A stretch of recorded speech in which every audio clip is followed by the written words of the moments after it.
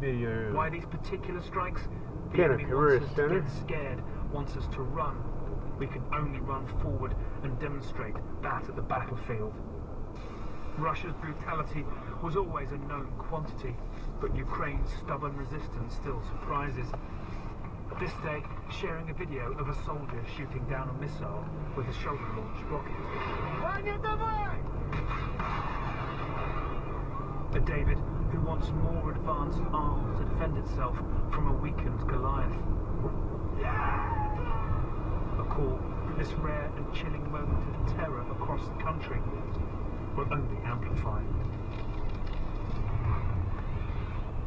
Now, I think we are likely, slowly over the hours ahead, going to hear more of exactly what damage these strikes cause. But the death toll is, as it stands, at about 11. That may rise to.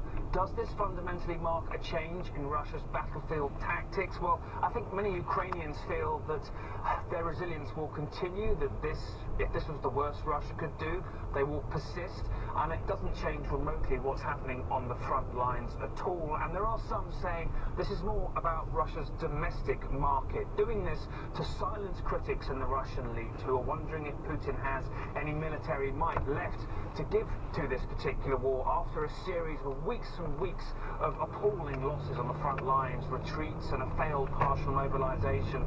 So essentially I think this has been a strong message to those in Moscow wondering if the Kremlin has a plan. I don't think it's really going to change Ukraine's plan going forwards. Wolf? CNN's Nick Walsh and Nick Rowe in Ukraine. Stay safe over there, and Nick will be in touch.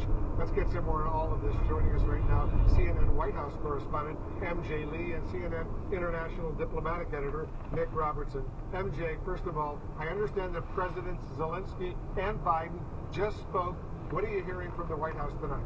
That's right, Wolf. Of course, the White House has been monitoring the situation in Ukraine very closely over the last 24 hours. And we did just learn in the last hour or so that President Biden did, in fact, again speak with Ukrainian President Volodymyr Zelensky. They have, of course, had so many phone calls over the last year or so as this war has progressed. And what is very notable from both the readouts, from both sides of the phone call, note the need and the importance of more air defense systems. For example, if you look at the White House readout, it says that the President Biden pledged to continue providing Ukraine with more advanced air defense systems, whereas President Zelensky tweeted in the last hour or so that he emphasized that air defense is currently the #1 priority in our defense cooperation. So we'll see, Wolf, if there are any announcements in the coming days about what the U.S. is willing to provide. Never was I a fence. also just wanted to read a part of the statement that we saw from President Biden on the attacks over the last 24 hours. Because